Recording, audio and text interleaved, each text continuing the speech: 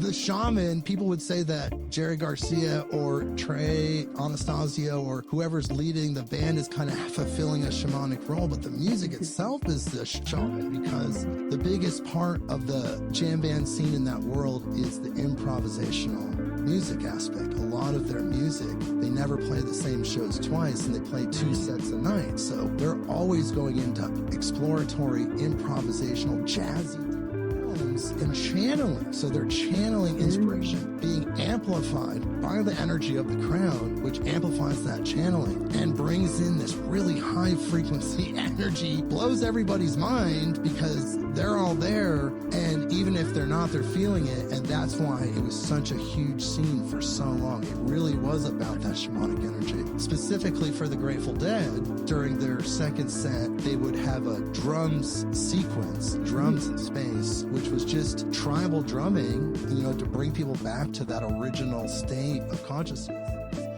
into this really kind of cosmic jazzy improvisation at every show. So they really did do something huge for human consciousness. It was a ritualistic portal for people that didn't have that in Western culture. The original festival in India, Kumbh Mela, they've had situations like that for, you know, centuries. This is what showed up for us via very strange means in America.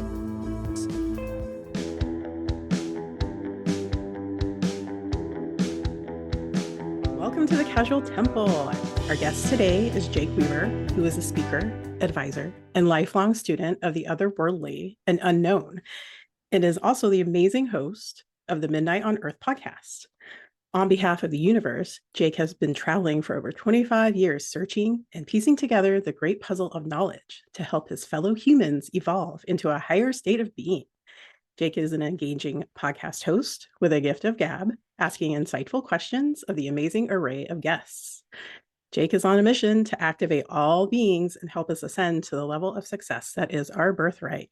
Jake, I'm so happy to have you on the Casual Temple. Thank you. Wow. Hearing that from another human, it's just so beautiful. Yes, thank you. I'm honored to do that work. I feel very special. I feel very humble about doing that work. It's a great blessing for me. Thank you for having me on your show. Oh, yeah, absolutely. Yeah, it definitely shows in your podcast, and that's why I'm a big fan myself. So I love it. All right. Well, let's go. Let's go. By the way, I would just like to say there's no time limit on this unless you have a time limit.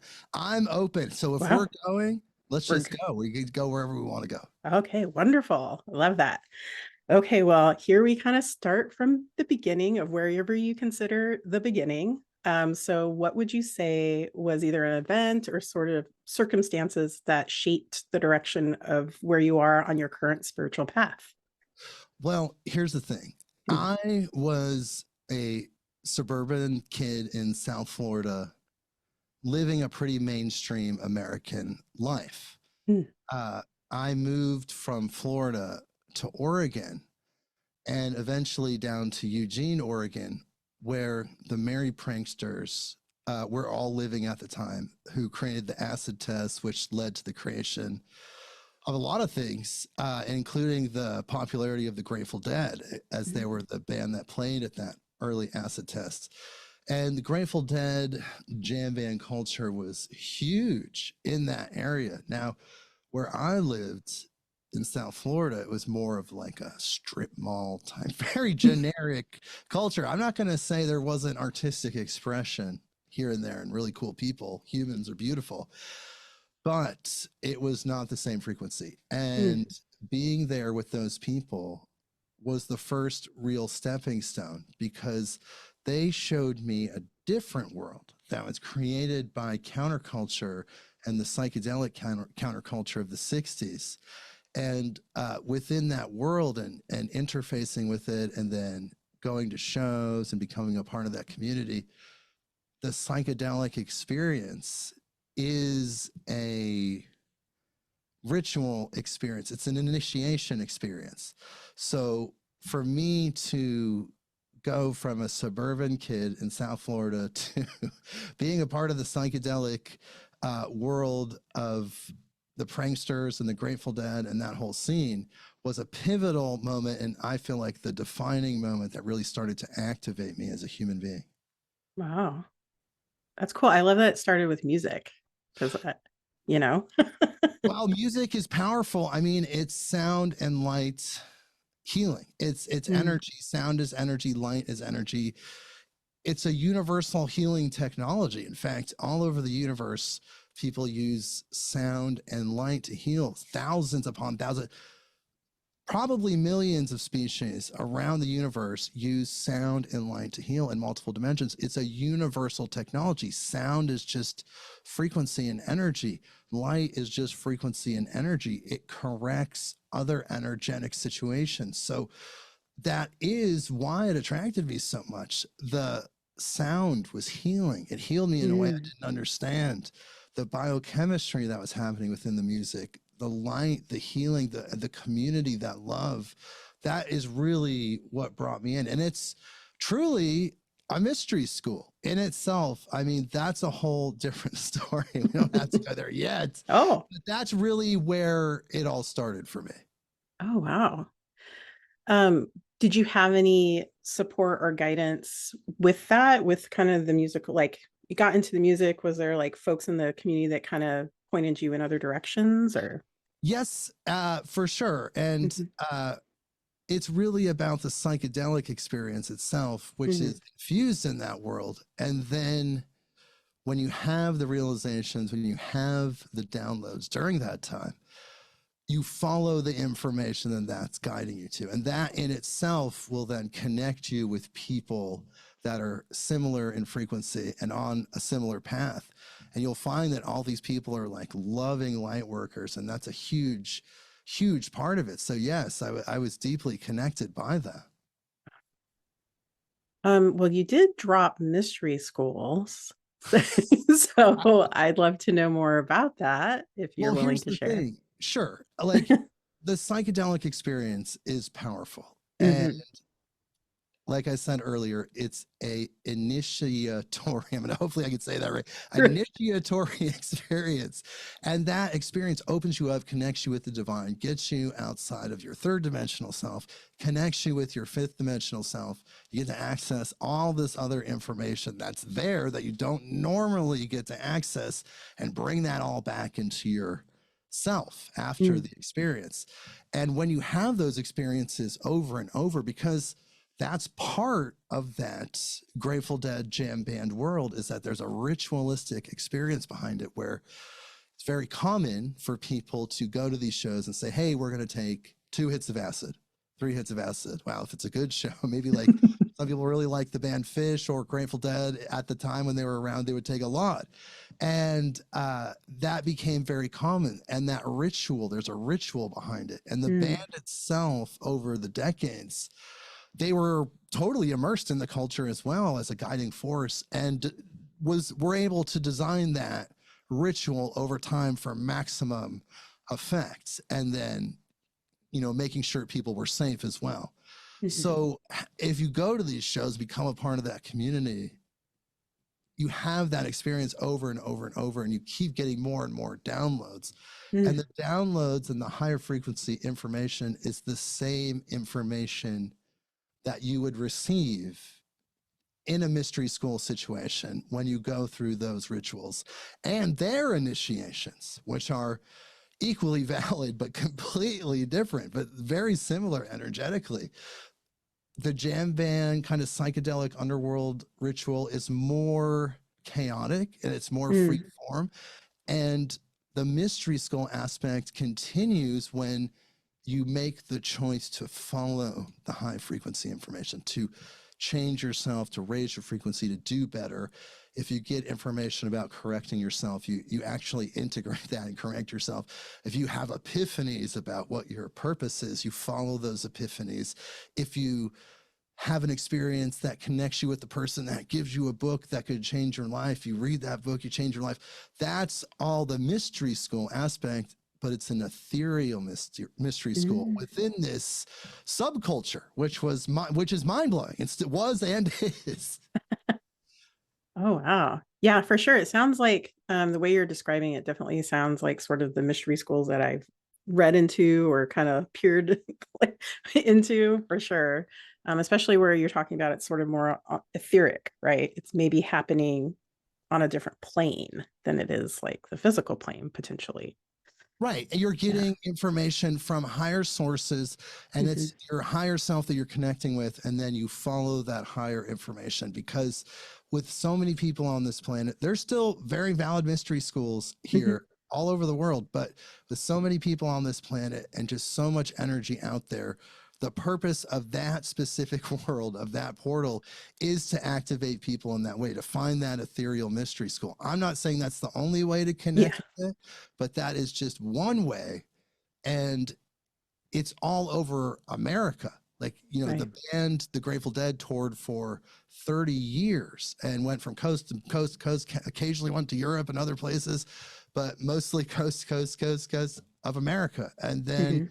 the derivative bands and then the preceding generational bands, the different jam bands, continued that legacy. So that experience is happening all over the country still now to this day, roughly in that same way. Hmm. Wow, I had no idea that that was part of the Grateful Dead culture. Like, no Well, that's clue. the crux of it. And that's the Yeah. crux of it. And that's the things they discovered in the acid tests in the 60s when LSD was still legal. And Mhm. Ken Kesey and the pranksters were experimenting and unlocking these different dimensions, but totally in a way that was just like, well, you know, we're just, we don't know what we're doing, but we're just going for it. Mhm. And as the Grateful Dead was part of that legacy and then continued touring around America for 30 years, all of the LSD and those other substances were always there in large quantities. Everybody knows that. And then that would affect every different region, every city, every venue that they played would then have this kind of localized release of psychedelics. And then that would enlighten people, would open people's minds. So there was kind of this like shaping of consciousness in this way for that time in that little pocket scene. However, that pocket scene affected millions and millions of humans, which is super strange. Wow. Yeah. It also sounds kind of like like a participatory shamanic thing, right? There's like music and dancing and some, altered substances. But you have to participate in it and maybe even be to an extent like your own shaman, would you say? Like with the Absolutely. music? That's the Yeah. thing.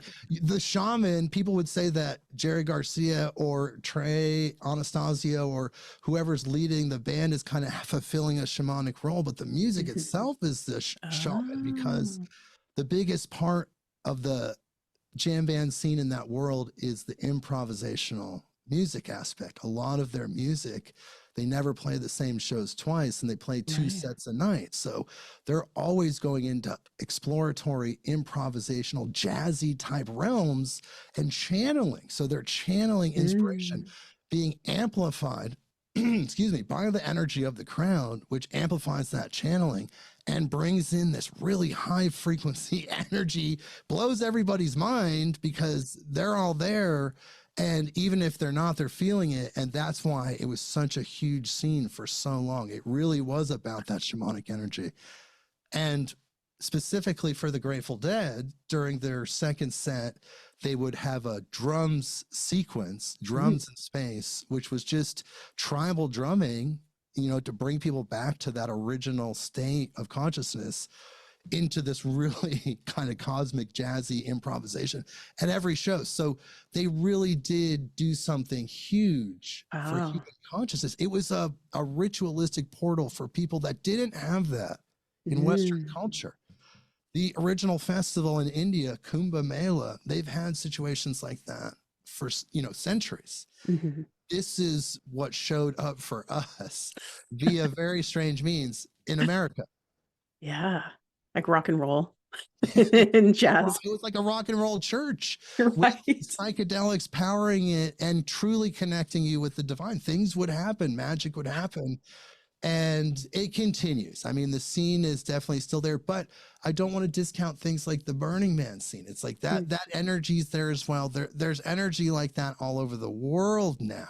Hmm. But that's really where I got my mystery school knowledge. I know we talked about a lot there, but that's really the genesis of it, and that's the truth. Now, I always studied the occults.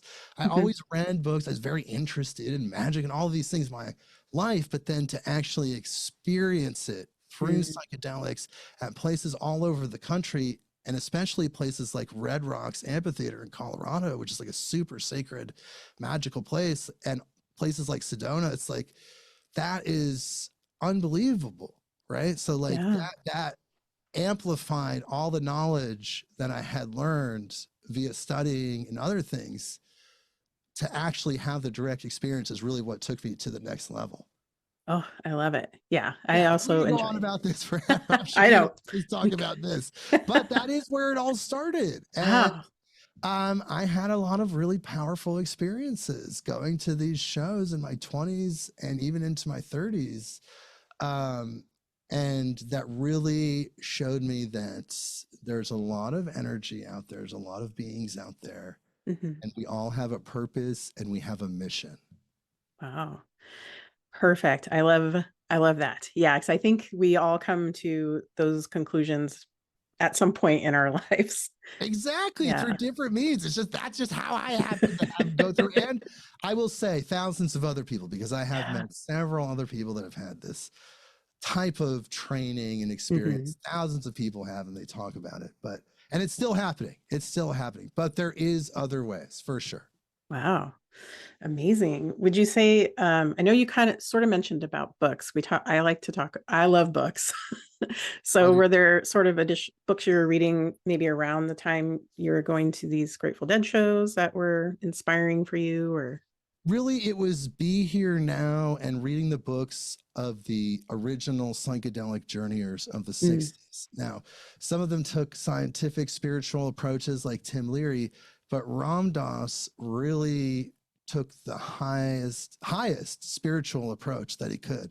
And the book Be Here Now was one of the books that really shaped me during that time, because when Ram Dass connected with his guru and truly understood that energy, it changed his life. And during my mystery school, Grateful Dead mystery school training, I was able to connect with my guru, and it changed my life forever. And that activated me as well.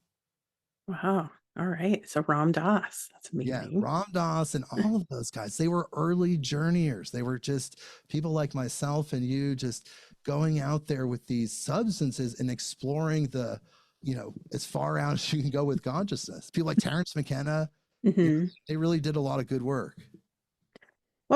So do you have a different perspective, like your perspective probably during that time about psychedelics and the spiritual experience is one thing. Is your perspective any different nowadays, or how would you define that? When I was really experimenting with those things and having my experiences, there was a lot more illegalization. It was very illegal, but now it's Right. not illegal. Right. And the energy of it is so different and it's so Mm, widespread. I just want to make sure that people know exactly what they're taking. And mm, there's so many research chemicals out there. There's so many strange things, including fentanyl, but just strange research chemicals that you don't even know what they are, and they have no history, and there haven't been any studies that are mm, legitimate. You don't even know what the hell they are. So that's what I worry about these days. But overall, we're about to have a huge psychedelic renaissance. I mean, mm, I know that for me, like I had a stage of my life where that was a huge part of my life. And now I'm in a different stage of my life where that's kind of there supplementary occasionally. mm, Right. So so I think there is like growth stages around your relationship with psychedelics. But I just know that we're about to have a huge renaissance. The legalization in Colorado of mushrooms, mm, the decriminalization of things in Oregon and Washington are just the beginning of what's coming. And when you can go to a store and get pharmaceutical grade, guaranteed MDMA, DMT, LSD, that's going to be a good day for people that are experimenting with those things, because that energy of fear and worry, the effects of the other materials that are in there on their consciousness, that's all going to be gone. Yeah. And I know that you can reach those states in meditation for sure, right? But it takes a lot of meditation to kind of hit that. It Yeah. does. And that meditation, that activation where you sync up with that higher energy. And some people say you activate the DMT in your brain when you go into the highest states of meditation. Whether that's it or not, I don't know. But for American Western culture, I've heard that we needed that to break through our consciousness, like our material kind of consumer consciousness. Not us that are listening, right? We're the spiritual light workers, but just in general, like some people say that the LSD experience was like the nuclear bomb of consciousness. Like we created this nuclear bomb, so we needed something to just nuclear bomb our consciousness straight to God, right? So all of a sudden these substances showed up. So it's like, that's what they're there for, and they can really, really help us for sure. Absolutely.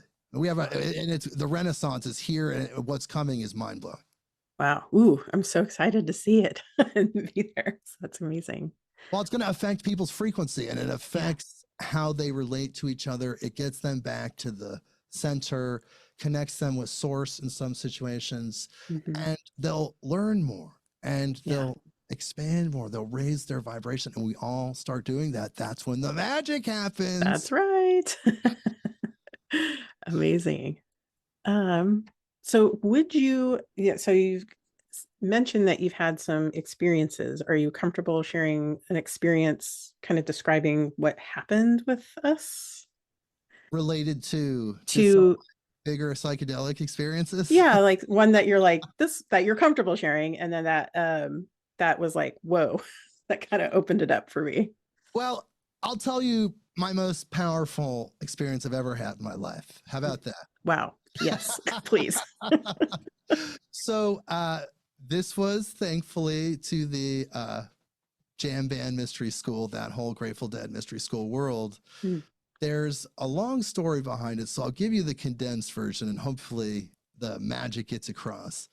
So I was with some friends down in San Francisco, and we had an incredible experience with this band, Phil Lesh and Friends, which is the bass player from the Grateful Dead, and this other band, Humphreys McGee, which is a fantastic jam band. They're like jazz, metal, they're everything. They're incredible. And then Railroad Earth as well. They're more of a bluegrass jam band. So my friends and I went down to this show in 2005, and we had an incredible experience. We took psychedelics together. We were all cannabis growers at the time, and it was just like we were sitting on top of the world, as they say.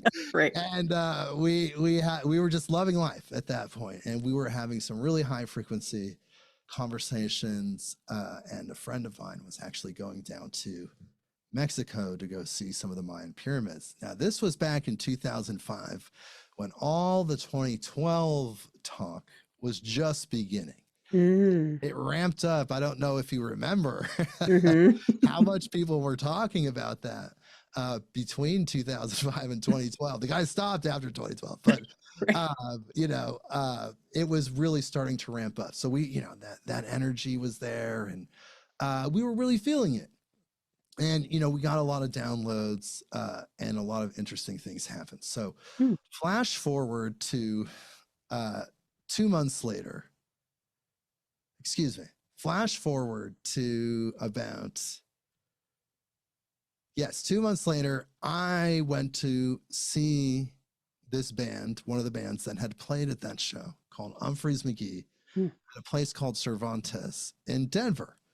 And I had never seen their full 2-set show, because the jam bands love to play 2 sets because there's a psychedelic energy kind of ritual behind it. They play a set, you're like really, really high, you get to take a break for a minute, meet your neighbor for a half hour, and then the next show happens. Anyway, so I had never seen Humphreys McGee play a full show, and I went there with some friends, and a lot of the friends that I had gone to that San Francisco Phil Lesh show with. And we took some psychedelics, and the show was absolutely amazing, absolutely amazing. And at the time, I was a cannabis grower, and so were the friends that I was with, and we were just smoking these huge, just banana-sized joints of this homegrown weed that was so powerful, so potent, and it was like so stinky that the band during the show, they're like, oh my God, they're like, where's the weed at? They were like calling out because it was rare back then. People don't realize how rare it was prior to like 2015. It was a scarce commodity. You couldn't find it at certain points. Now in Oregon, you could get an ounce for $30, you know? So anyways, so they were calling out for it, and I was enjoying the show, and I was really kind of getting some downloads as I was there because I was remembering things that had happened during that time. And recently I had actually read Be Here Now. Let's go back to Be Here Now. I had recently read Be Here Now and really resonated with it. And I was thinking about that as well.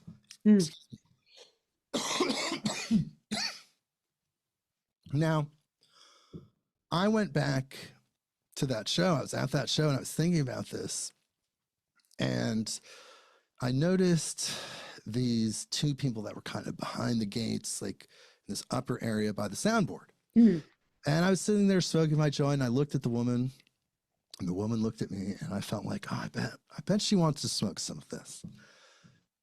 And I walked over to her and I said, do you want to hit this? You know, just trying to be generous, nice hippie. And plus they were asking, the band themselves were asking for our weed. And she's like, wow, you're psychic. And then I looked at her and she looked at me, and the craziest thing happened. This energy, this frequency picked up, and this woman started telling me things about my life that she couldn't have possibly known. Now, I will admit, I was definitely under the influence of psychedelics and also smoking cannabis. However, when somebody's like you can, with high quality LSD, you can have engaging conversations. It's not like you're melting into the universe. I don't know what type of acid that was. I have tried acid like that in the past, but that's very rare. This was incredible acid, but it was not that. Anyways, so I'm having a conversation and she starts telling me about this. And then she starts telling me about things that happened in the hotel room in San Francisco with my friends and the things that we had talked about. And I was like, oh my God. And I just had an experience like I've never had in my life. My brain felt like it was on fire, like, whoa, this spiritual energy. And she told me more. She said some really strange things like, I've only ever talked to 6 people in my life and things like, or I've only ever talked to 6 people. It was just really strange in addition to telling me all this stuff. So I knew there was some kind of high frequency thing happening. Some being was there. What I realized in the moment is that I was having the same experience that Ram Dass was when he interacted with his guru, and his guru told him about some ailment that his mother had, a stomach issue, a cancer.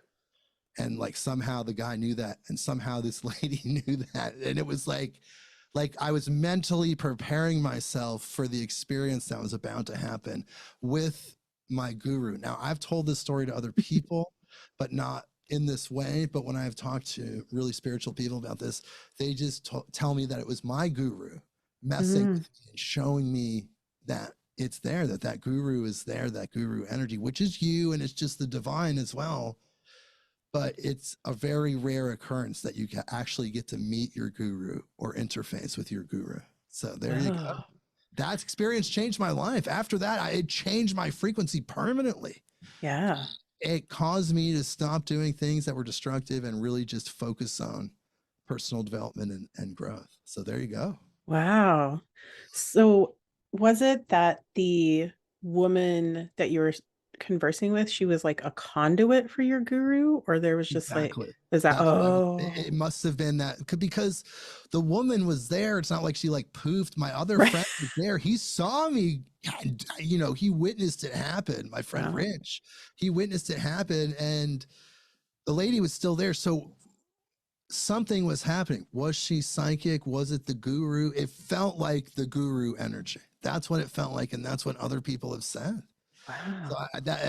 that really shaped me. It made me more of a spiritual person. When you have direct experience with something higher like that, a higher being. Now, I've had experiences with angels, but in that way, that directly where you're just kind of get smacked across the face, Yeah. that'll change you. You know, you don't go Yeah. back from that.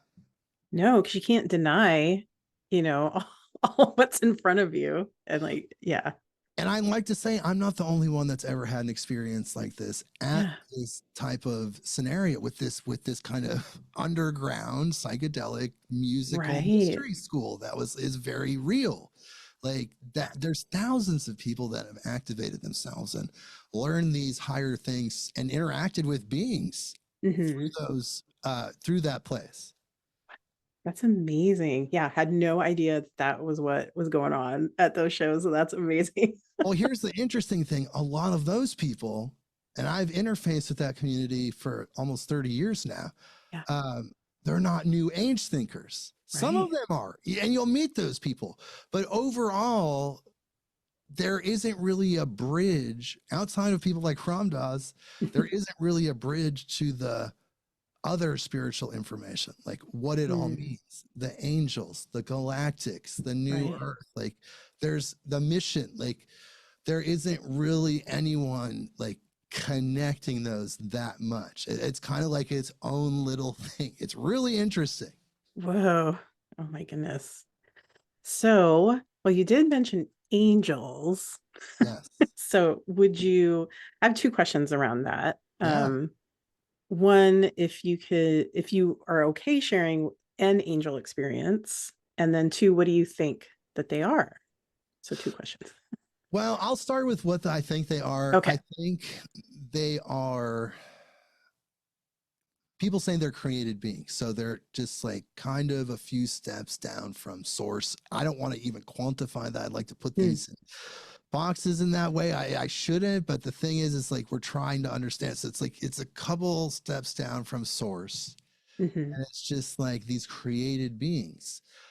They potentially are assigned to you and you have a guardian angel. I don't know for sure, but I have felt my own personal angelic energy following me my whole life. So I felt that Wow. guardian angel energy, but in different psychedelic experiences, at places like Red Rock specifically, you can go out there and you can interact and you can feel their presence and you can see their light if you go out far enough, you know, with these substances. Now, I'm not advocating or recommending this, like it's your own path. I can't do that. But for me, like I probably experimented more than the average person. And I really pushed the boundaries because I really felt like I was connecting with something bigger than myself through those experiences, Wow. some of which are angels. Now there's galactics and other beings there as well, but the angels are always there at these events. You can feel them Mm, because the love that's expressed when that many people are together, you know, resonating, connecting, letting go of negativity and engaging with the shamanic music, they can feel that. They're attracted to it energetically. So they show up to amplify it. wow. Amazing. Yeah, it's really powerful. And then they're there. I mean, they're always there. I don't know what they are specifically. Right. I don't know because the thing is that I hear from Christians that there and Jews that there Mhm. are angels that could fall and make Mm, bad choices. And so I'm like, okay, so then and there are actually a whole slew of angels can make bad choices supposedly. uh-huh. I don't so then I'm like, what does that mean? So are Yeah. they just like beings that vibrate higher in a different dimension that have certain qualities but aren't necessarily equal or not equal, you know what I mean? Like Yeah. it, like they're just there because there's so many legends and there's so much information about this. I just really don't know. Yeah. That's amazing. I will share that I did when I started like working with angels, which I thought initially was like, angels, I don't know. Sounds kind of lame. Like, I don't know about these angels. But they started showing up when I'm meditating, right? Um, and during a concert, I would call Archangel Michael, right, to protect everybody in the building and, that kind of stuff. But at that particular show, the artist that was there, he never has he is very emotional and he's always kind of like very intense. But he never talks during the show, but he was like, wow, I'm really feeling like this powerful connection and da da da da da. And I was like, oh, maybe it's because of Archangel Michael. Well, you are calling that in. That's the interesting part. There's a Yeah. quantum experience related to these angels. They're outside of time and space. You can Mm. call them in. I can call them in at Yeah, the exact same time. People all over the world can all call on this that's right. energy because it's everywhere at once. And it's there to help us. It's there to guide us. I'm interested to understand the fallen angel thing. I'm still trying to Yeah. wrap my head around that personally. As a person Hmm. that's really studied this stuff, I still don't get it because it doesn't Yeah. jive with me. It's just Right. something a little. I'm like fallen angel. Like fallen angel is supposed to not fall, right? So like Right. maybe there's some other entities Mm. maybe misprescribed, as they say. Oh, that's an interesting theory. Ooh, now I'll have to like contemplate that myself. My goodness. Ah, But it's a beautiful energy and it's a yeah. powerful energy, and in those experiences where I really push the boundaries, that energy is so potent, you Mm. feel like very unworthy, like all your Oh, sins, all your mistakes, all right. your transgressions kind Yeah. of just like come to your karma. All your Right. karma comes to the surface and you're like, oh my god, I'm unworthy to even be in the same energy field as this being. And you Right. feel that, but part of development is recognizing that, recognize the divinity within everything, and standing in your own sovereignty as a human being, and Mm. standing up and resonating in a way that's almost equal to these angels, because I feel like we want to, if anything, use these angels as a role model to help us evolve. Like Mm. this is where we want to evolve into, like a higher frequency being, as close to that as we can as human beings. Right. Yeah, because they're emanating all of that love at you, and you're just like, I don't know what, at least for me, I'm like, I don't know what to do with this. It's a lot. It Yeah. can be very powerful, Yeah. especially if you have felt that, like, oh my god, like I can't believe you hurt somebody's Yeah. feelings, just part of life, things that happen. And that comes to the surface when you're around these beings, because Mm. honestly their frequency is so pure and it's so light, like it has to, because like it can't exist around these beings. Right. Oh, amazing. Wow. I love your concept around angels. It's really Oh, beautiful. I mean, I've had guests that have talked about them. Even one time I had a guest on who channeled angels, and she made a book, Mm. and the angels in her book, it was almost like a coloring book. It was like a drawing. Ooh. I can't remember her name right now. Mm. But she drew the angels as little blobs with Mhm. capes on, right? Ooh. I'm interviewing this woman who talked to angels, and I'm looking at my monitor, and around her are these like weird blobs. I'm like tapping my monitor. I'm like, what the hell is going on? Like, what Right. is wrong with my stuff? Like, I've never seen this before, and I could see these blobs. And I just went on with the interview. Right. And as we got through the interview, she said, well, you know, I just put the capes on to distinguish each one. When I see them, they don't actually have the capes on. They're just the blobs. And that is what I saw. So, and she was calling that angel. So I Yeah. just keep an open mind, and I know that they're there, that energy exists. I know that there's different kinds of angels and that you can call them in by name, and that Mhm. frequency will resonate with you and guide you if you ask for it. Yeah. Yeah. That's the thing, is asking for it for sure. Well, we're kind of, we'll speed up to sort of your podcast and like what inspired you to start Midnight on Earth, and like what was that story? Well, I was a listener for a very long time to the Art Bell version of Coast to Coast AM. Hmm. And if you're familiar, it was a radio show that was on late at night from 10 p.m. to 2 a.m., 6 nights a week, sometimes 7, broadcast on AM stations all over the country, including shortwave radio, all pre-internet, roughly excuse me, let me take that back. Not pre-internet, but pre-internet in the way that we use it now, like pre-social media, pre all of that. Like you're thinking late 90s. And I got turned on to his show from a job that I had taken, and the bakers I worked in a bakery at late night, and they listened to it. And I listened to it, and the very first episode, Art Bell had Major and Danes on, and they were remote viewing the devil. And I was like, oh my God. I was hooked instantly. And they had live callers, and they had no screening on the callers. So the wildest people would come in, the most synchronistic people would come in.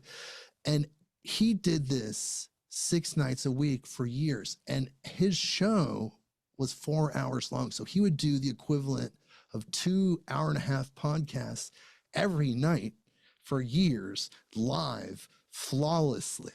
Right. And to me, he's like the king, truly the king of all podcasts, because he was doing the podcast format way back then, but just calling it talk radio.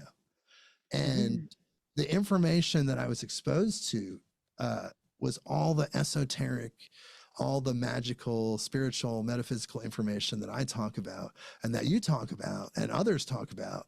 They talked about it back then. And back then it was very revolutionary because it was kind of hard to find that information on the internet. MP3 files were still hard to trade. Internet bandwidth speeds were slow. Like it was still kind of an early time. So that was this huge conduit for millions of people, especially night owls, right.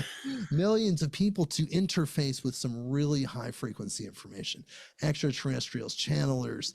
I mean, he did it all. And then he even had people like Michio Kaku on way back then. He was the first person that had Michio Kaku on, like they were like best friends. And he had Terrence McKenna on way back and all of these people. And I learned so much from that show. Yeah.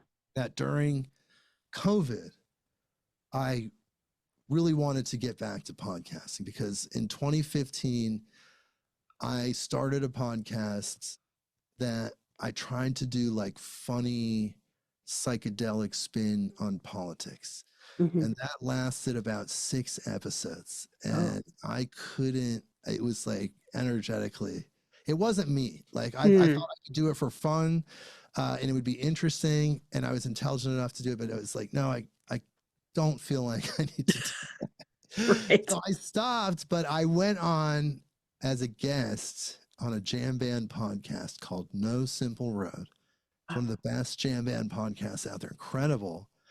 And I went on because I met the hosts at a show and I just kind of said, hey, I have all these incredible stories from being in the scene for so long. I'd love to come on your show. And coincidentally, it was Humphreys McGee's show we met at. And I went on their show and kind of told my story through that filter, not my whole story, but my kind of mystery school jam band experience.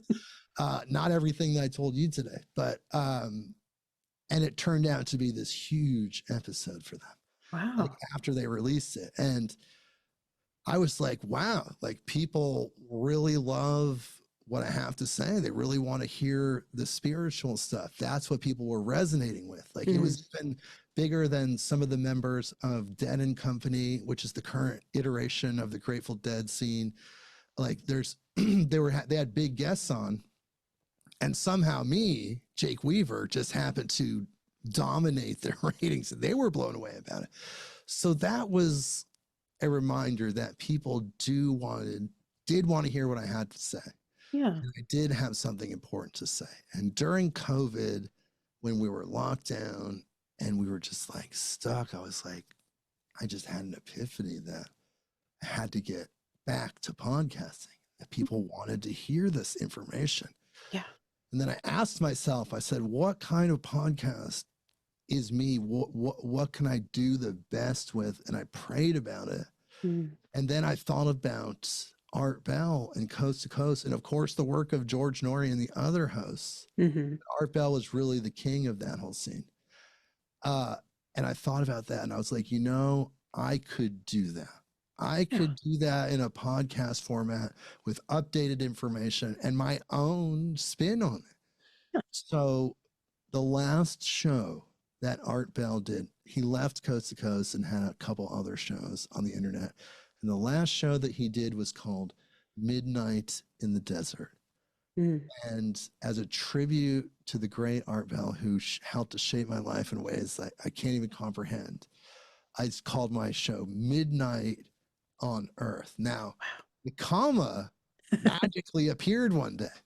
And Really? like it just, I looked over, I didn't type it. I wrote out Midnight on Earth and I turned around and there was a comma there. And I was like, oh my God, that's beautiful. That's like in the book. It's like midnight on Earth. And it gives you that cosmic presence feeling. Yeah. And I was like, yes, yes, the comma stays. And that's how it all started.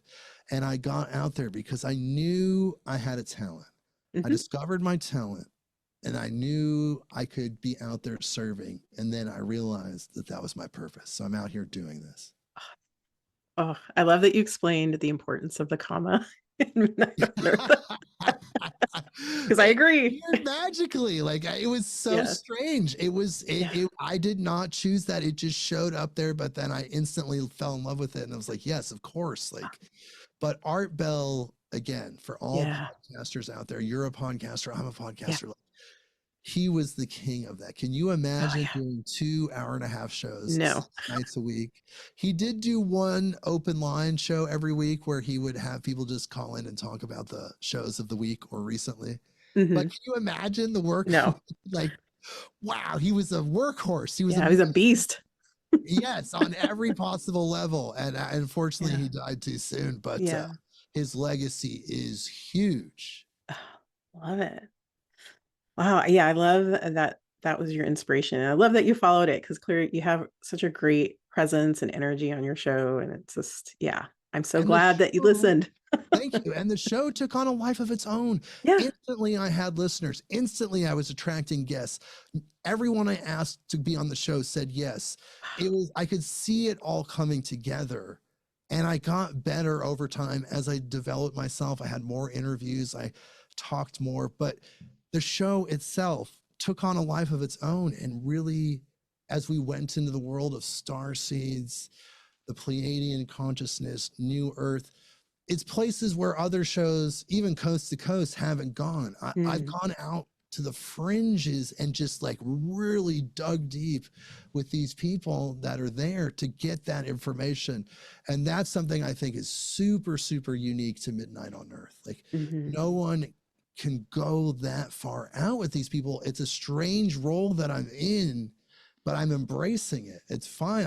I can do it because people need this information. Yeah, amazing. So what is the thing that you learned the most about hosting your podcast? Like what was a good either lesson or something, that epiphany that you had? There's 2 things. Oh, I love this interview, by the way. You're so good. I'm just having the best time. You're amazing. Thank you so much for this. Yeah, thank you. Here's the thing. This is 2 very important things. The first thing is that everyone has a role. No person's role is more important than another person's role. Even if you see someone that's working what you would consider a low-level job, perhaps pumping gas or something in Western culture, we would view as like, wow, I wouldn't want that job. Yeah. Like all of those people are fulfilling a role and they're all light beings and they're all just serving in their own way, right? So that's huge. So when I started to really interact with some really powerful people from all over the world, and they would reach out to me, and I started to build this network that was just unbelievable. It helped me realize, A, we're all just doing our thing and we all have a role.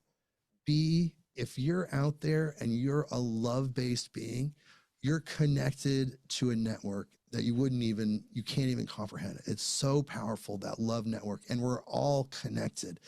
there would be connective information that would go from guest to guest to guest, and I connected guests with guests, and people like yourself connecting with me. All of that energy, we're all one. It really is one kind of force that's really activating to move humanity forward right now. So that's the first thing. Wow. Small. Small. Yeah. And then part two, and this is really important. I don't think I've ever heard anyone say this, and this might even be the first time I'm saying this now. We can't put anything on a pedestal except for God. Like, period. And God, whatever God means to you, God is the source. Like, source is what I'm talking about. I just like to call it God, but it's really source, that the all, whatever that great mystery is, the everything. That's the only thing that you really want to put on a pedestal. Humans have a tendency to put people on a pedestal when they're able to disseminate spiritual information. Okay, that's part one. We're like, oh my God, this person learned something. They're a messenger for this energy that's activating me. We put him on a pedestal.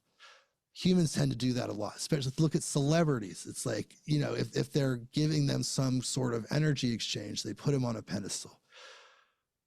Angelic beings, galactic beings, plant spirits. We're putting all of these beings, and they're all there on pedestals. They're saying, oh my God, this plant spirit is omnipresent and all over the universe. The angels that are there, the beautiful service that they do, they're all over the universe. They have this power. The galactics, they're able to become light beings and transcend matter, and in a way are omnipresent as well.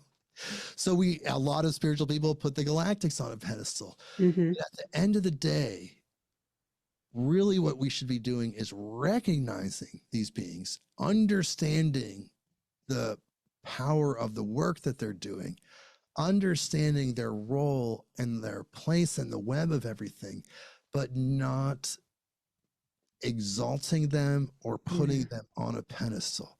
All of that energy should be going to the divine, just straight to God, to source. And as humans, I'm noticing that people are really trusting these plant spirits. They're just blanketly turning themselves over to what they feel like are angels. They're blanketly channeling these galactic beings. And I want people personally to just to stop and recognize, hey, are we interfacing with these beings, or are we putting them on a pedestal?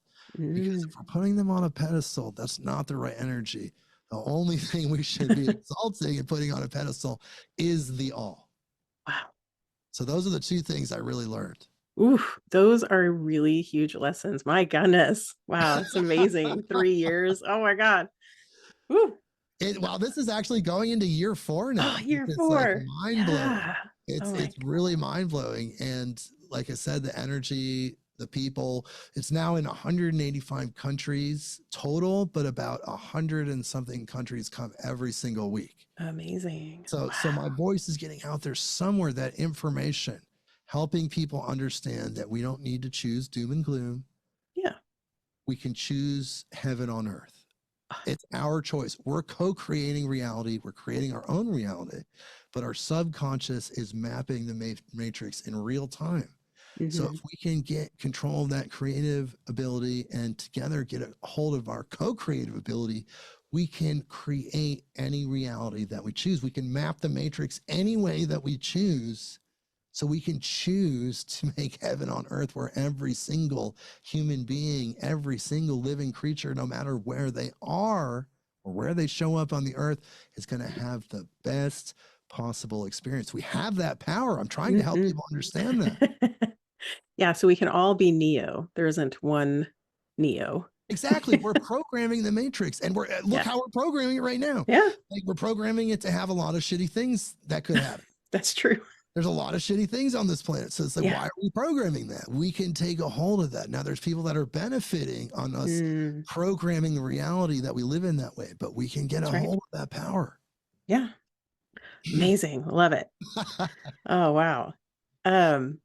So here's a question, because you had a guest on your show And I know who this guest is, so you might have to explain it when I ask the question for our Okay. audience. But you had Jim Shooter Yes. on your show.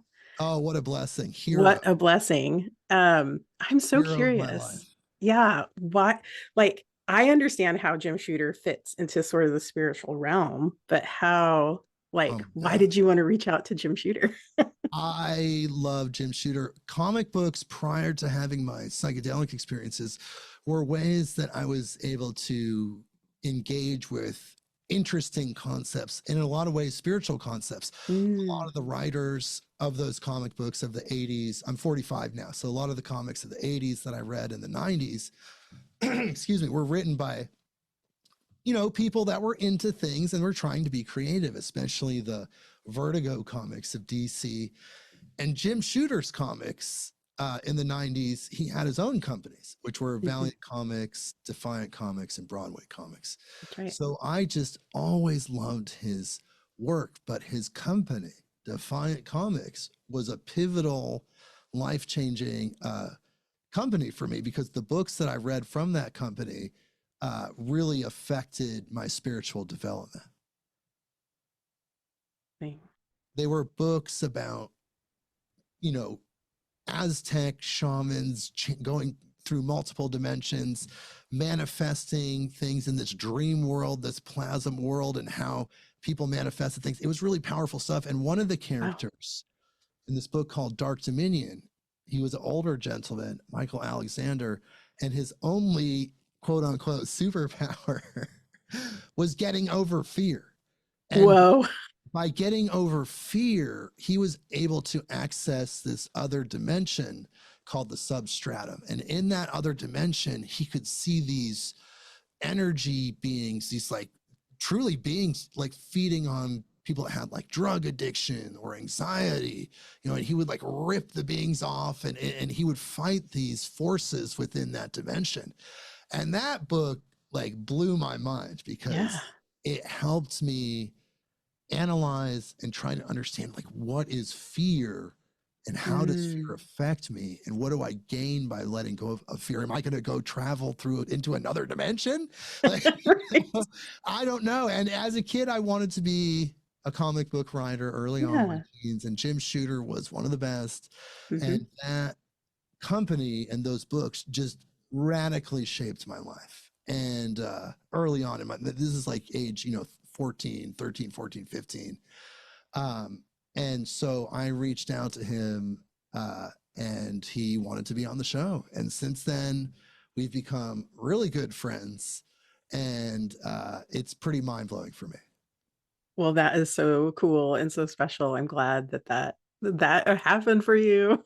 It's really strange because Yeah. I'm an intersection point of all these different scenes. Yeah. Even Jim Shooter had a Mary Prankster story, and the Grateful Dead energy is just kind of everywhere. So everything's kind of Mm. connected in its own strange way. But really, it was cool for me to do that. And I've had him on twice, and it Mhm. was like, that inner teenager that just literally thought he was the greatest writer ever and his stories were so impactful. Like it was just like a dream come true for me.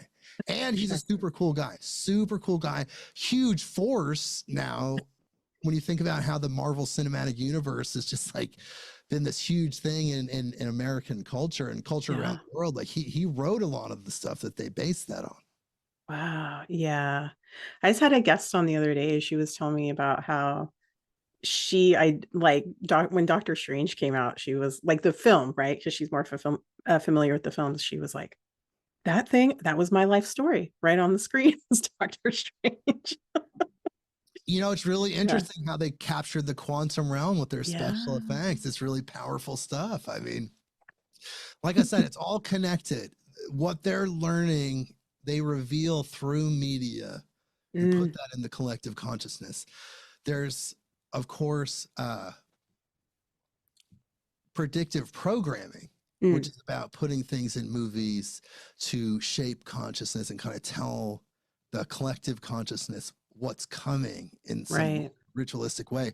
But in other ways, Hollywood and the media and the forces behind that use like the idea implantation, and when they discover things, they inject it into fiction to then interface with the collective consciousness, and we're able to process that information first before they go public with the information. So we kind of have it pre-digested, if that makes sense. Oh yeah, I think that I've learned about that. That was something that they talked in ufology quite a lot, right? About all the movies about aliens, like they were kind of preparing the public Yeah.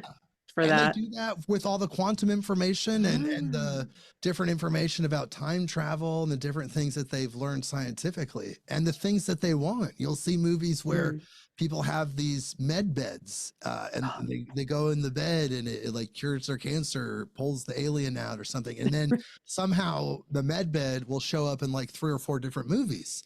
And you're like, hey, wait a second. Why is this happening? Because they want humanity to have that awareness that that could be possible. Then collectively we manifest that. That's happened so many times. Oh, I love that idea, especially about something that's like positive, you know. Well, I'm gonna have to tell you, 90% of the time they're using that to keep us debilitated and to hold us down as a species. Sorry Fair. to say that. It's dark energy. It's just, you know, it's an interesting planet. There's Yes. something that wants to stifle our development and feed off that tension energy, that friction of holding us in this lower state. But the Earth's evolving, we're all evolving. Eventually, that's just gonna, regardless of how much they try to hold back the dam, they can't hold back the dam of human consciousness expansion. It's unstoppable. But it's interesting to see them try. Yeah. Oh gosh, yeah. I love it. Yeah.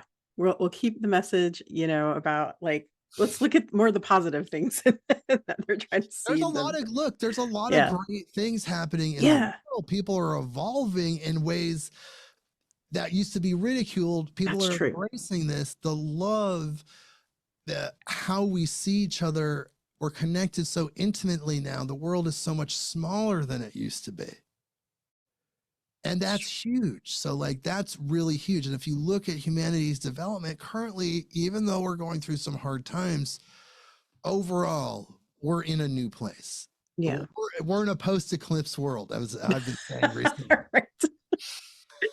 Oh gosh, yeah. That eclipse was something else for sure. It was powerful. I wasn't down in Texas, but I did see it here in Oregon a little bit. Oh, cool. Yeah, I'm glad you got to see that. We didn't see anything here in Washington, so it's so Kite, I hope I've been answering your questions in the way I've been having such a great time with you. We're just hanging out, people. This is casual, right? It is casual. That's how we like. Oh yeah, for sure. So one of the things, one of the sort of recent videos that you put up on YouTube was your Harmonic Egg experience. Ooh, yeah. And which was pretty amazing. I highly suggest everybody watch Jeff's video on the Harmonic Egg and the interview that you did with, oh gosh, I'm forgetting the creator of Gail Lynn. Her name's Gail Lynn. Yeah, that was an amazing interview. But I also, because you went to the Harmonic Egg, we have like 3 here in the Seattle area. And so I went to the Harmonic Egg. And oh my God, tell me what happened. Literally, tell me what happened. So it was like, obviously great. The guy, I went to everybody. It's Michael, who's in Kirkland, Washington. I can't remember the name of the, the place, but it's Michael in Kirkland.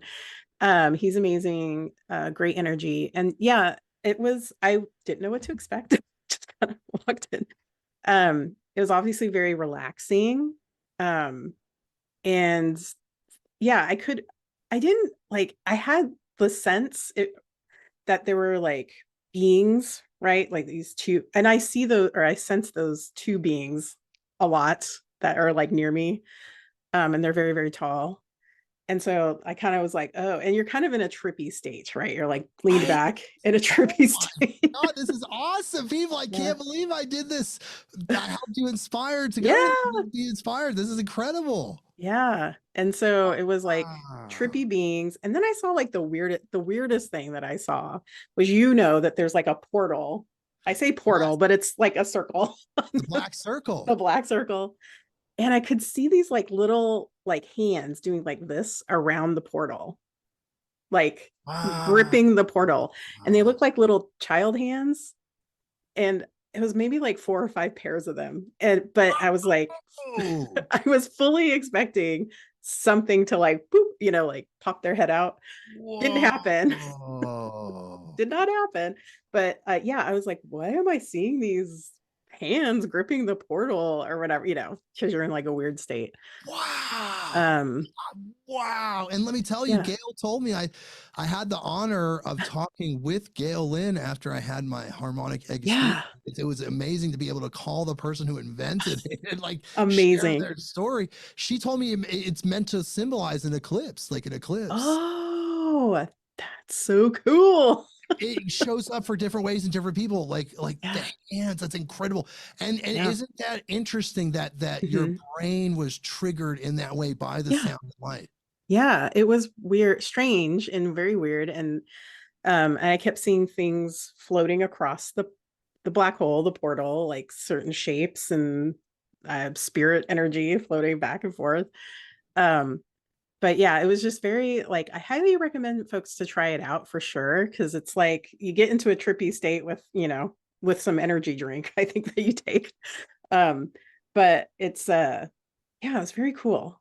Like, that's all I Wow. can say about it. But yeah, thank you for inspiring me to go check it out. Wow, I'm just blown away right now because honestly, it gets back to what I was saying earlier. Yeah. And I was going to mention the egg. I didn't know you had this experience. Yeah. So that egg is channeled Syrian technology, right? So if you listen to the episode I did with Gail, she isn't an engineer. She didn't have that type of skill set yet. She was able to channel this information to create this thing. And they did some really revolutionary things to create this. All the music is intentional and channeled, and it's all meant to help people heal. It has a purpose, right? Right. So that energy is a galactic archetypal healing technology. So for us, it showed up through Gail, and we get this Syrian download, and she gets to create this egg. But for other places, for other beings all throughout the universe, they probably have their own mechanisms, but the same mode is the mode is the same. Light, sound, and getting back to this is so funny. Getting back to the Grateful Dead scene, Right. they created the modern concert experience. Their sound technicians invented the modern PA. They invented the light show of concerts. They were the first ones to do that in that way. Their crew are all legends for those things.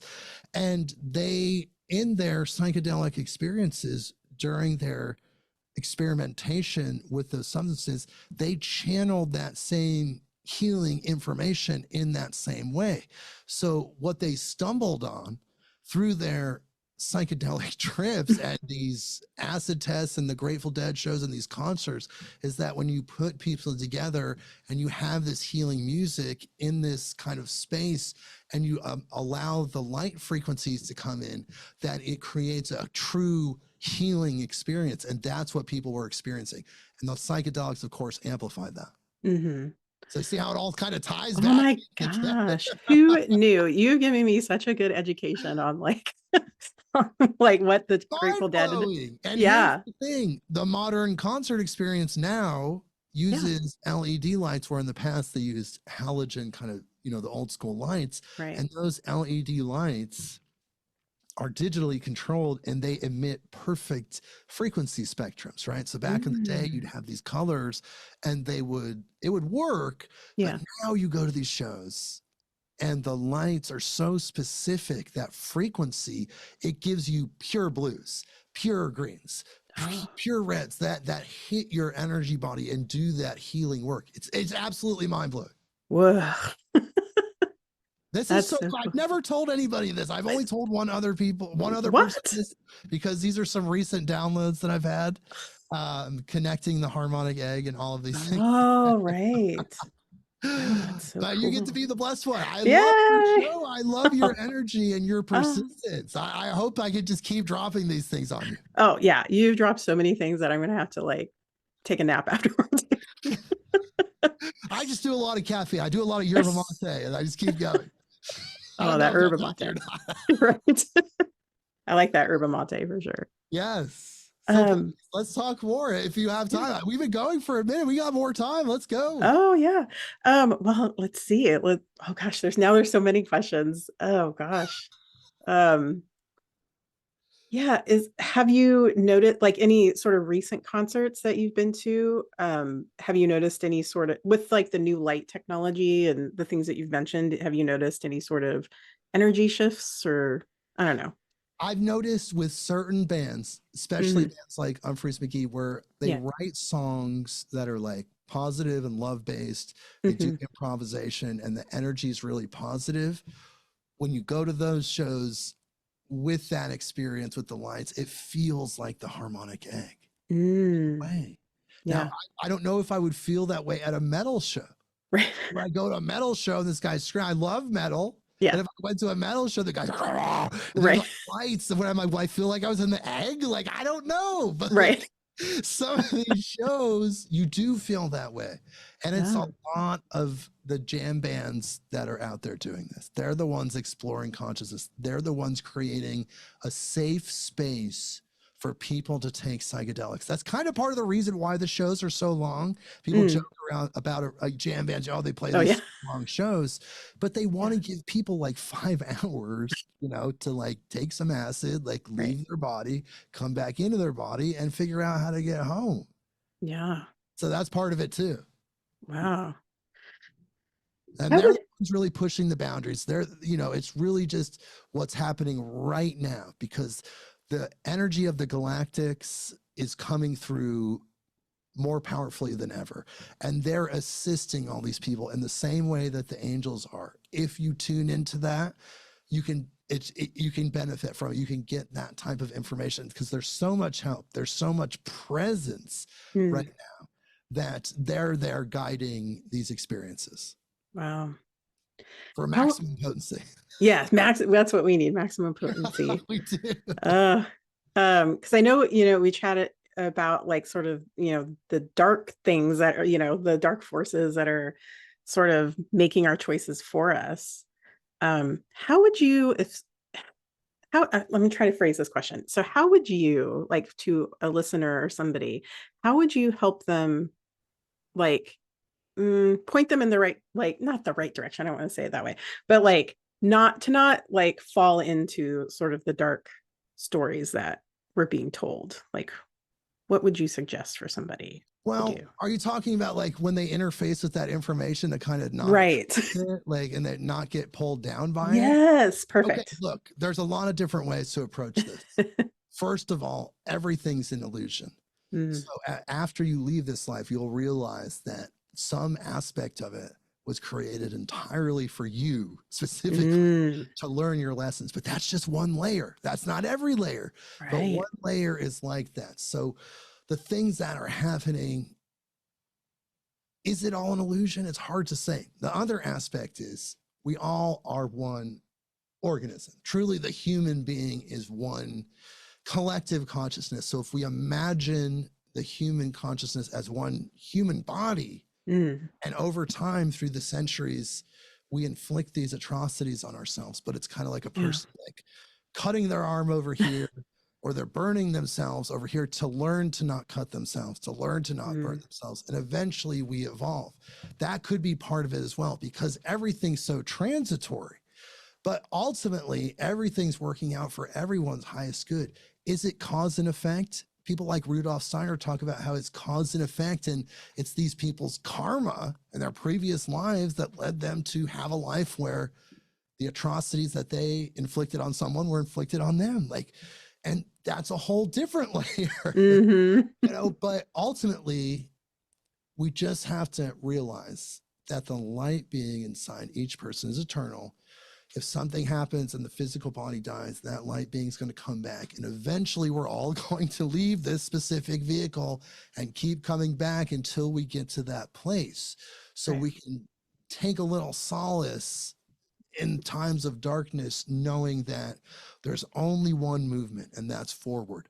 Life is Mm, for expansion and fuller expression, never for retraction. It's always for growth. It's always for expansion.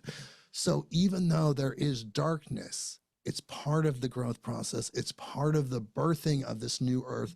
And when we get there, we'll look back and it will make more sense. Oh, that's a beautiful image. I like the forward momentum of that. That's very cool. It's unstoppable, and it's hard Yeah. as spiritual people, especially when you Yeah. take psychedelics and you think about these kids that are suffering.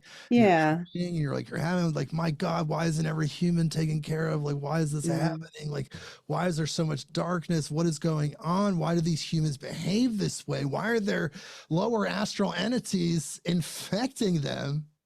I don't know. There's some story. There's some force that's propelling all this forward in the way that it's showing up. And just like Ram Dass's guru Neem Karoli would always say, everything's perfect. It's all perfect and it will make sense. And to me, the only way that it would make sense is if it truly was an illusion. If we truly step over on the other side and go, oh my God, that wasn't real, but look at the things I did. Oh, what if that was real? Does that make sense? But then we're in it and it's real to us. Yeah. Yeah. Because we're in it. Divine paradox. You know, Hermeticists talk about that. Divine paradox. How can it be real and unreal at the same time? I don't know. It just is. It just is. Yeah. Yeah. Gotta work with that. So do you have any sort of daily, I kind of asked this of folks who do like a spiritual practice. Do you have like, what is your sort of daily routine, if you have one, or weekly routine look like to kind of serve your spiritual self? Well, I do a lot of studying. I try to study at least an hour a day. I listen to audiobooks. I try to read books. I try to just get good information as much as I can.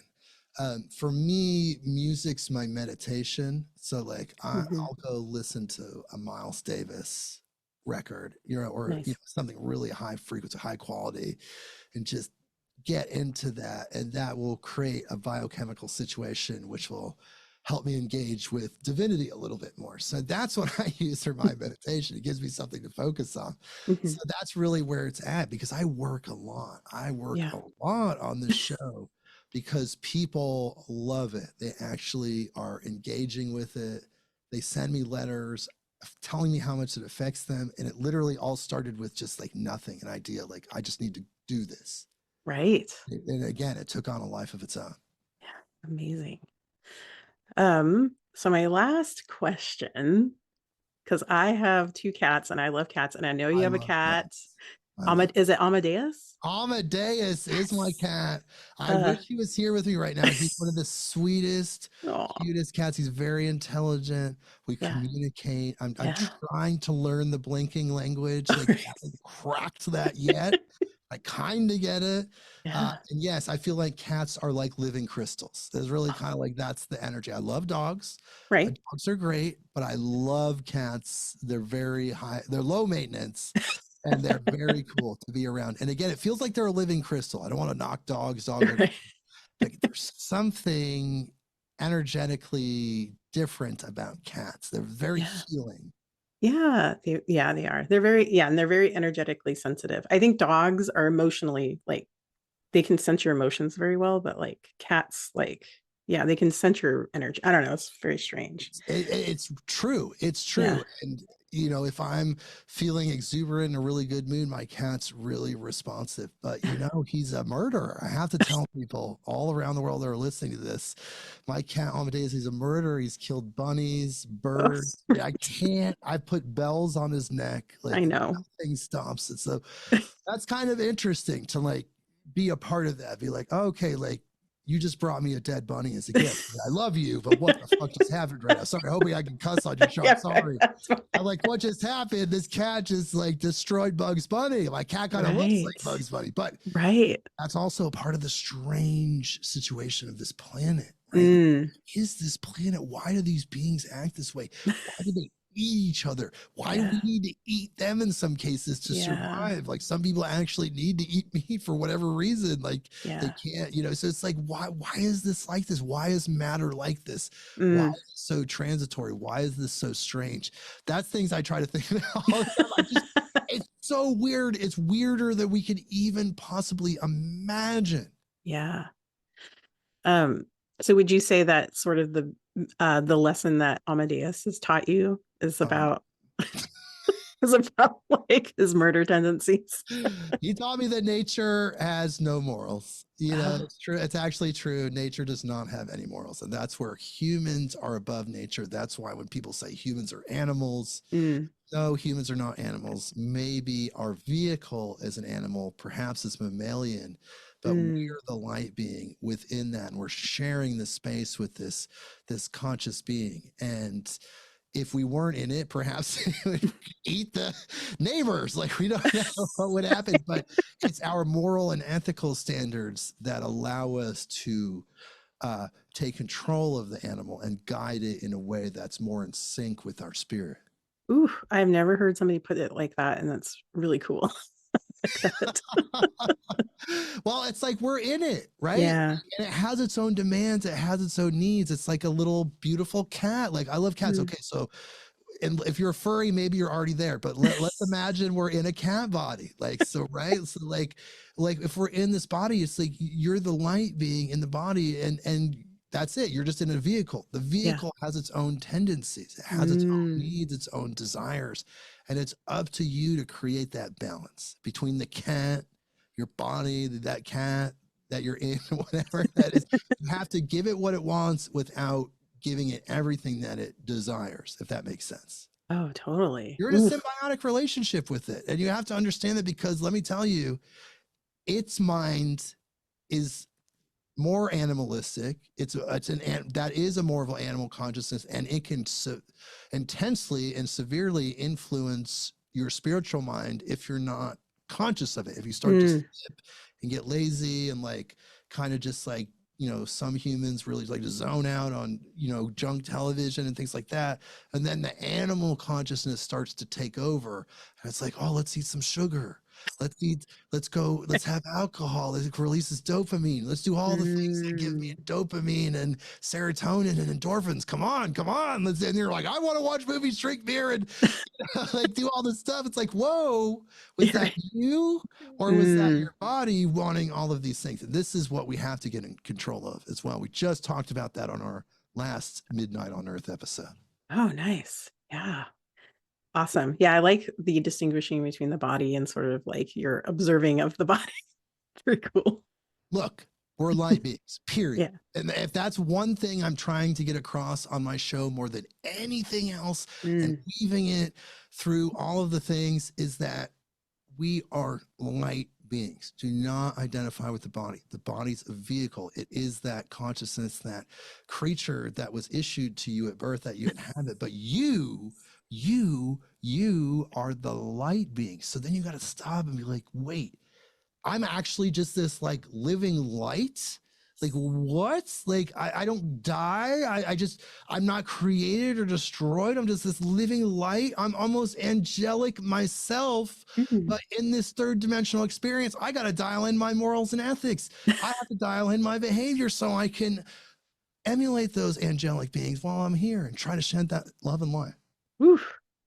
Wow. Good stuff. What an episode we've had. Oh, I know. So many good things. So See, I where never get to do this. I'm sorry Yeah, to interrupt you, Marilee, but please, I never please, get to do this. please. Like, I never get to just go. I'm listening with guests when I'm with Bryn Anderson of Vinyl Forest Herbs. Like, Yeah. we talk about things beyond the news episodes. Whoa, like the things we cover are incredible, but I never just get to riff on my own spiritual thoughts in this way. This is amazing. Oh. Thank you for allowing me to do this. Oh gosh, my pleasure. It's been so fun. And I get to like pick your brain and ask you all these questions I've been dying to ask you for months. So it's Dude, keep awesome. asking. If you have any more, I'm here. If not, we could do this again. You can take this, Yes. bring me back. Oh yeah, for sure. I definitely, I have to listen to more episodes, like your more recent episodes, and like get on that and like get all my questions down for sure. My gosh. I'll come on your show anytime. I love your Yeah. energy. I love what you're doing, and you're allowing me to express myself and Yeah. share with your audience. And I just appreciate that so much. So I'm always here for you. Aw, thanks, Jake. You're so great. Oh my gosh. So can you tell everybody, I know I will put these in the show notes, of course, but where folks can find you and all that good stuff. Okay, website Midnight on Earth, www.midnight, midnight, midnightonearth.com. And that has all the information. Now, you just want to check out the podcast, It's on every platform you can imagine: Spotify, Apple Podcasts, Google Podcasts, all the ones that interface with RSS feeds, they all do. So it's all out there. I do have a YouTube channel. I get annoyed with YouTube because my videos get pulled by their algorithms. They don't understand context. The AI doesn't understand context yet. My YouTube channel is not as up to date as it could be. However, there's some great information there. Yes. Including my light being video and also the video about the harmonic egg. So are you going back? Yes, I am going to go back for sure. There's a lot of integration, I think, that happens after the harmonic egg. So I just real quick, when did you go? I went like January 8th, I think, somewhere around there, like early this year. Yeah. It's kind of a lot. It's just such a powerful experience. It's like a psychedelic experience where you try to explain it, but you can't put it into words. Right. And you probably felt that 7-day integration as well. Yeah, for sure. It was like a lot of water, a lot of thinking about all the things that happened and what that meant for me. So, well, I have a friend down in California, and she and her partner went one time recently, and they're going back 3 times in 3 weeks. Wow. I was like, man, she's going to come back.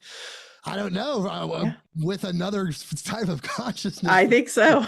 And even when I talked to Gail Lynn, she said that she kind of tries things out on herself. And sometimes she has multiple sessions in the same day and she forgets and has to like stop and be like, oh my God. I mean, that we'll save that for next episode. Next time I'm on your show. Oh no, that's amazing though. Oh my gosh. Yeah, she's such a fascinating person. Yeah. Harmonic Egg, people. Harmonic Egg. You gotta check it out. And definitely the interview that you did with her, because I was like blown. My mind was blown. For sure. The book is incredible as well. But I just want to thank you again. Thank you for letting me be on your show. I just really appreciate this. Like I said, man, I'm back anytime. Oh, thanks, Jake. Yes. So you've already dropped so much wisdom. Is there any final words of wisdom that you would like to leave us with today?